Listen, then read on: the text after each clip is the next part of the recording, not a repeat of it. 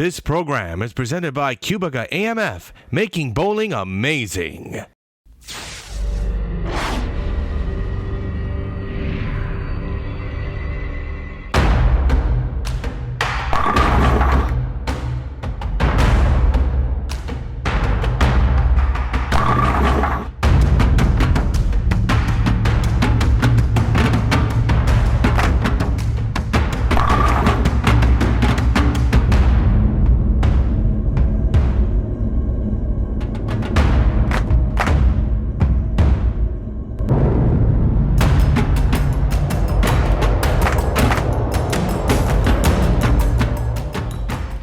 It's the semifinal of the QubicaAMF Masters Stepladder here in the Bowling Promotion Tour. And our match today features the number 3 seed Phil Manning versus the number 2 seed David Barak.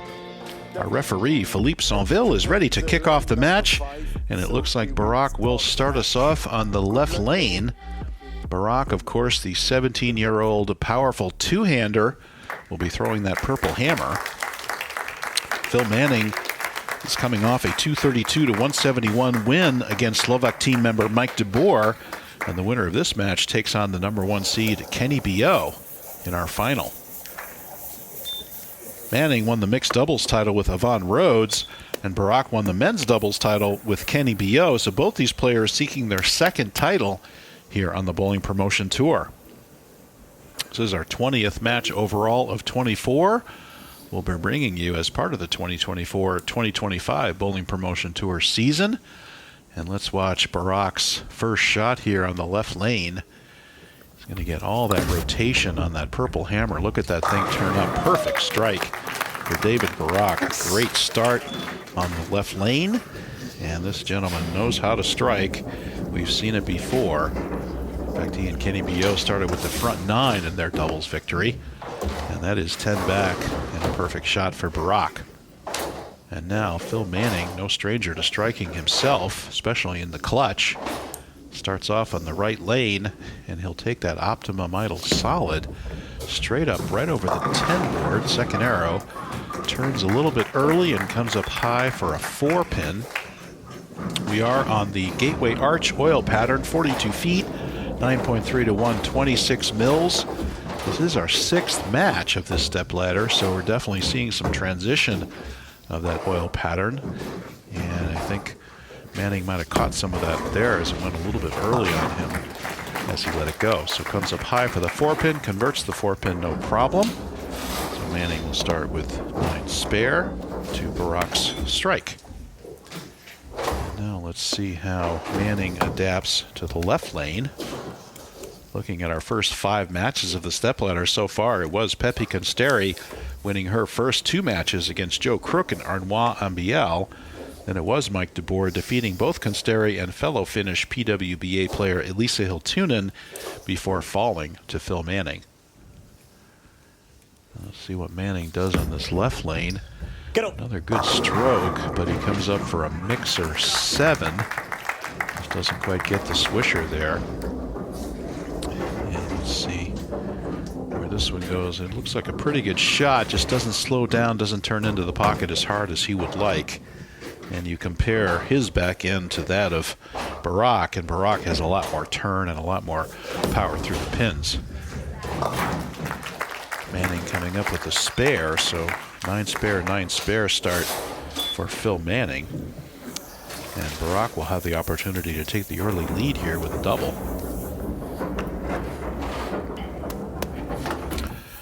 We are at Bowling La Sphère in Fontaine-le-Comte, about 200 miles southwest of Paris, for our televised finals. My name is Bruce Hall. I'm your international commentator for these matches. And you can see our friends Bruno Bidone and Marc Chavet in the background making the French call for these matches. Please stay tuned for Marc Chavet's interview with our competitors after the match. And here is Barak on the right lane, gets it out to the dry, and it turns up. He says, "Yes, sir. Give me the double," and he gets it for the 11-pin early lead for Barak. Look at that rotation. Gets it out to the dry, no question about it. Turns perfect through the pocket. That's 2 perfect flush strikes for Barak. And let's see if he can keep that going on the left lane. All our bowlers have bowled 18 games of qualifying around various locations in France. And Barak's qualifying average was 225, giving him the number 2 seed. Manning's qualifying was 221, but Kenny B.O. eclipsed everyone, averaging 235 in qualifying. B.O. leading the qualifying by 10 pins a game over everyone else in the field. So now can he triple up here, Barak? And that looked like it might have caught a little bit of oil early.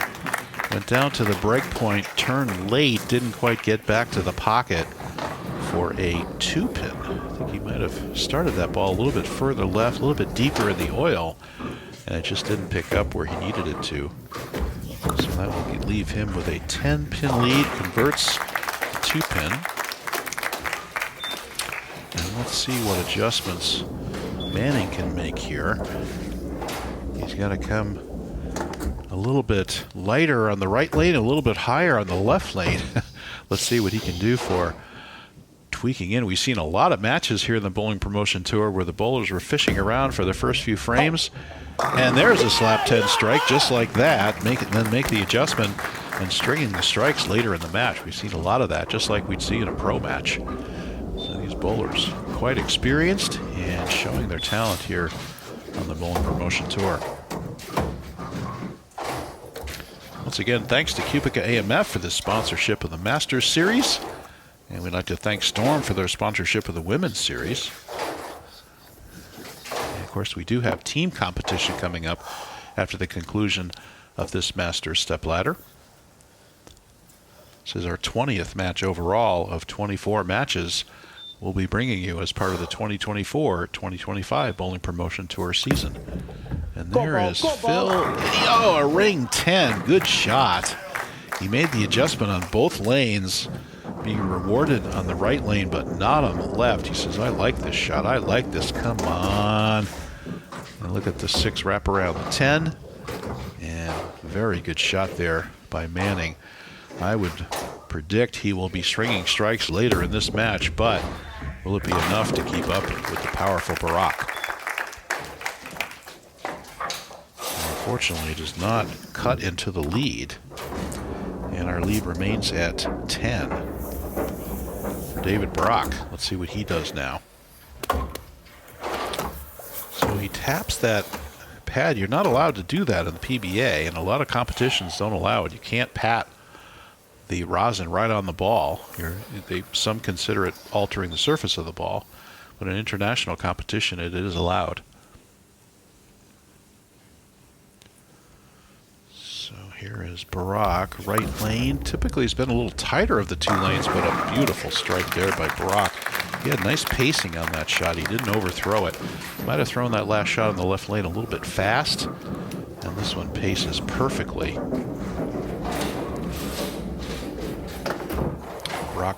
Barak from Slovakia, bowling 10 years, averaging a 220. And as we said, qualified with a 225 average in his 18 games qualifying.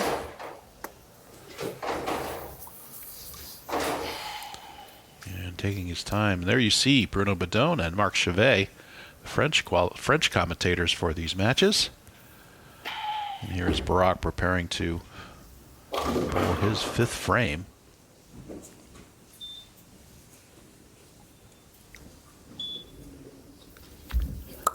And nice pace. Turn it up. Another flush strike for Barak. 4 out of 5. Absolutely dead flush. Great shots. And watch this release. And see if he walks away from this one. He knows. He says, good shot. Look at this. That is 10 back. I mean, he's just absolutely flushing these strikes. Previous final matches, it was Kenny B.O. and David Barak capturing the men's doubles title. Elisa Hiltunen and Pepe Consteri captured the women's doubles title. And Phil Manning comes up now for a week 10. Manning just cannot find the range here. Only 1 strike and 5 shots. And we have seen this gentleman strike under pressure, so it's certainly not that. He needs to find the range here to try to keep up with Barak. And he says he likes it, but it comes up a little bit late. There is Becca Manning, who is Phil's wife. And good shot there on the cover, but unfortunately, Spares are not going to get it done against the powerful Barak.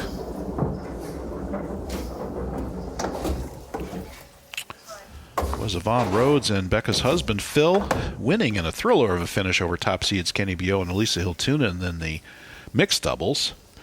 The women's stepladder, it was Elisa Hiltunen winning over Yvonne Rhodes. And Pepe Consteri won the youth stepladder. Oh, there's a ball change, and a good one. That ball turned up beautifully. Manning comes up and gets his flush strike in the sixth. And let's see if he can recover and regain some ground against Barak, who has a chance now. He's got a 21-pin lead right now. And that is a definitely more powerful piece. And you can see that ball turns up, and he says, yeah, that's the turn. That Optimum Idol solid just wasn't making the corner. And Manning moves to a more aggressive ball and is immediately rewarded for it. Here's Barak again, out to the dry, comes up a little bit late for a ring 10. And exactly a 20-pin lead now. And now no matter what he does, Phil Manning can get up and tie the match with a double if he can keep striking with that new ball. Look at Barak, look at all that power. Gets to the final, he did like it. And now he goes backup ball to the 10-pin, converts it perfectly. And that is reliable and entertaining to watch. I like how he gets it out to about the 3 or 4 board on the left side. Covers the entire lane and converts the spare. So Barak, double spare. Can't string more than 2 strikes together, at least not yet. Manning with only 2 strikes and 6 frames and no doubles, but both these bowlers clean so far. So let's see if Barak can get back on the strike train here. Get that focus. And gets it out, comes back, another flush strike. He seems to flush 2 and then leaves some kind of a wrap. Another perfect strike. It's going to be a carbon copy of an earlier one, and that is absolutely 10 back. When he strikes, there are no pins anywhere left except in the pit. Watch that. Perfect. Pleasure to watch this young man. Okay, here's Phil Manning. That new aggressive piece. And let's see how he does. He needs it right now. Turn it up. And a ring 10. Can't get the double. So frustrating. He knew it was a good shot. He moved in a little bit. That crosses 10, goes out to the dry. He says, good shot, just doesn't make the corner.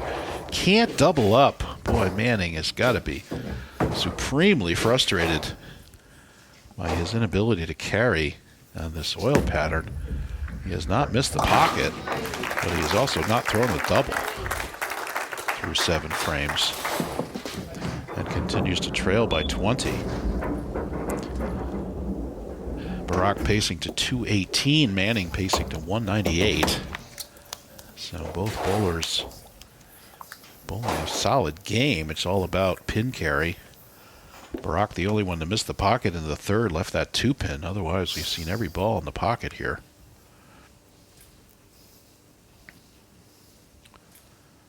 And Manning a little bit amped up. Let's see if he can get this ball to shape, and that turns up nicely. Gets the shredder. Shreds that rack. So good there. So 228 maximum for Manning.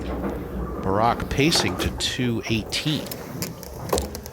So Barak would need actually 2 more strikes to shut out Manning, but he does have the opportunity to do it pretty much right here if he can put a couple of strikes together here.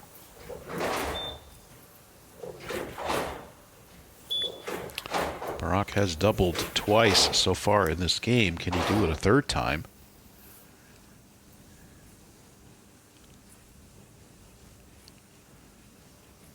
Eighth frame. Gets it out a little bit in the oil, and that's definitely high.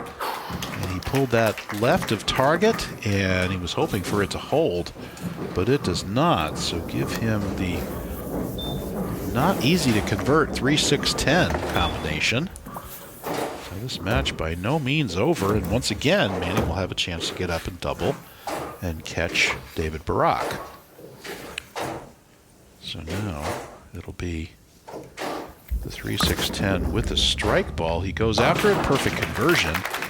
Good cover there by Barak. Keeps his 20-pin lead, but it is Phil Manning on the strike. He'll have a chance to double up and triple up and catch up in this match.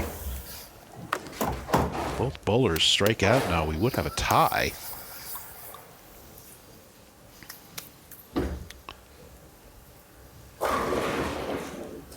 Let's see how Barak does here on the left lane. Actually, check that. Barak could strike out for 238. He goes way out to the dry and brings it back. He did that before. Sent it out to the dry, brought it back, left a ring 10, and does it again. And now his max 227. So guess what? Phil Manning will be able to get up now and throw the back four and claim the match, because Barak just could not put strikes together here. So he'll go cross lane now with this 10-pin. Very, very important conversion here. And no trouble there on the conversion. Good shot. So now here's the situation. 227 maximum for David Barak. 228 maximum for Phil Manning. And again, cross lane, backup ball for that 10-pin conversion. Looking good. So Manning with ball in hand. He has not doubled in the match, and he has a chance to win it right here. Come on, ball. Gets it up and gets the first one in the ninth. Good shot. Right here. If he can put two more together here, two more in 9 guarantees a tie. Two more in the third one in the 10th. Gets the win. Look at this, straight up the lane, and he dead flushes that one. High, hard one does go Phil Manning, and here we go into the 10th. And one more strike, and he technically takes the lead by 1. He is still down 9 pins. And look at him wipe the oil off that ball. Great change in the middle of the game. That's a hard thing to do in a one-game match. You're locked in with a certain piece, and you realize it's not reacting the right way. You switch balls. Big, big risk. And can be big reward, and he strikes in the 10th to take the lead by 1. 2 more strikes, and Phil Manning will face Kenny B.O. for the title. And Manning has done this before. We've seen him come through. He likes it, he likes it, he likes it, he likes it. Yes, come on. Great shot there by Manning. And he's taken the lead by 1, so we have a distinct possibility of a tie here. But we also have the possibility of Phil Manning throwing 2 more strikes and shutting out David Barak. Here we go. We've seen this gentleman perform under pressure. And here it is. Right up the lane. Hang on. And he strikes again. 4 in a row for Manning after not doubling. We've seen him do it before. So it's 9 to guarantee a tie and a strike to get the win. And he knows it. Here he comes. Very important shot here by Manning to finish off the match. He's going to take his time, and he's going to try to get this last strike, which will shut out David Barak. Take your time, take a breath. Biggest shot of the tournament right here for Phil Manning. If he can get it, he moves on to face Kenny B.O. And he makes the shot. The delivery's away. He comes up and he trips the 10 to get the back 5 and win the match. Phil Manning coming through again. And Becca is delighted. And look at this shot. He says, come on, give me a chance, give me a chance, give me a chance. Yes, come on. Let's go. Phil Manning, what a clutch performer this guy is. We've seen him do it before, coming up with the back five, and now David Barak, unfortunately, he gets an amazing trip on that bucket, but unfortunately not enough. Barak very frustrated. He had this match well in hand. He had a 20-pin lead going through 6 frames, could not put any more doubles together, left a couple of ring 10s, had one go high in the 8th frame, and Phil Manning comes up with the back five to shut out David Barak. Barak can double here and shoot 227, but it's irrelevant because the match is over. And he's another shot way out. He comes back up and he does not get the second one, so Barak will be in the 2 teens. He's frustrated, but don't worry, he'll be back. He's a powerful player with a bright future. He's only 17 years old. Cannot get it done against the very, very experienced and clutch performing Phil Manning. And it will be Manning against #1 seed Kenny B.O. What a great match. Yeah, Barak pretty frustrated there. I can certainly see why. And there's Becca. She's thrilled at that outcome. So let's look at some final scores here. Look at that. Back five for Phil Manning to shut out David Barak. And he had no double. He had 2 strikes until he threw the back five. So you're going to see 7 strikes here for Manning, back five, and only 6 strikes as it ends up for Barak's double spare double. So stay tuned for the interview with Marc Chavet, and we will see you back here for the final with Kenny B.O. versus Phil Manning. It's another great match on the Bowling Promotion Tour. Take care, everyone. Always interesting to get the post-match reactions out here with David Barak. Obviously, David, this matchup starting really well for you. You're just striking like there's no tomorrow. Then at one point, things started to change somewhat, and the spare's not going to be enough against the strikes that Phil was able to deliver out there. Yeah, I mean, Phil made 6 strikes, and I got some unlucky breaks, like 10-pin, so that wasn't good. But I mean, okay, I spared it at least. And I kept fighting till the end, and Phil as well. And this game, Phil had worked out better, so it's okay. Congratulations to him. Yeah, Phil delivered the ultimate payload indeed in those final frames. Do you think there is a case to make about players that join the tournament with the stepladder system towards the later part of the tournament, or does that not affect at all? By that I mean you qualified in second, so you're ready straight into the semifinals. Phil started in the quarterfinals, so he has one more match on the lanes, a little bit more familiar with the terrain, if I will. I mean, it's better to start in the semifinals because you don't need to play that much. Sure. But I mean, I would be happy if I start in quarterfinals because every time I play big tournaments, I'm happy when I'm in the stepladder. That's all I can say about this. Thanks, David, for the perspective, and we look forward to seeing you next year, indeed, perhaps with another outcome and a different, indeed, outcome for a Strikeminator. Thank you so much. Phil Manning will be joining us here on deck as well for the post-match reaction. Phil, another demonstration, testament of ultimate resilience, that never give up philosophy that, you know, that you and Becca, your wife, you guys carry to perfection. It's just a trademark of the Manning family. Never give up until that last ball is bowled. Yeah, I mean, I have no idea where it comes from. Like, it's just there. No game is won or lost in the first 5 minutes. You know, it's like football, American football, any other sport. It's never won or lost within the first 30 minutes of the game. There's always time for the underdog to make a comeback. And that's what happened today. We found something, we pulled it out in the end again, and here we are, ready to go again. What about the seeds of doubt that you had, you know, inevitably at some point in the matchup? I know your body language a bit now, so I was watching you out there, and I could just tell there was a moment where you're just thinking, whoa, you know, how am I going to do this? How am I going to get through this? But you're still finding a way to plow through it and find the mental resources from within to get the job done. It comes from a long time practice and a long time in trusting the process and understanding when something's not right, what the next change is. I've got some fun, you know, I've got some fantastic friends out there.